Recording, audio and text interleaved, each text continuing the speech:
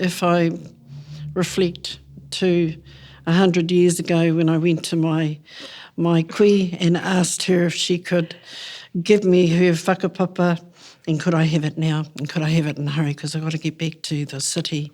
And she laughed and said, yeah, right, come back every month, kōtiro, and I will give you what I know. And 20 years later, I think I have a little snippet of what she had gathered in a lifetime. But that was a Rangahau process in terms of I had never envisaged that the gathering of data, whakapapa particularly, would take so long.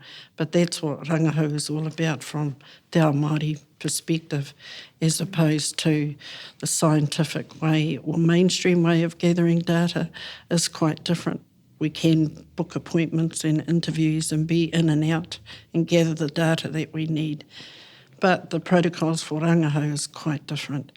And again, this is what we explore, pushing the boundaries from an Indigenous perspective as to what does that look like, how can we do that better.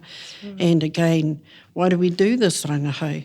It's to improve things for our mokopuna so that we can carve a pathway forward so that our moko can benefit from that.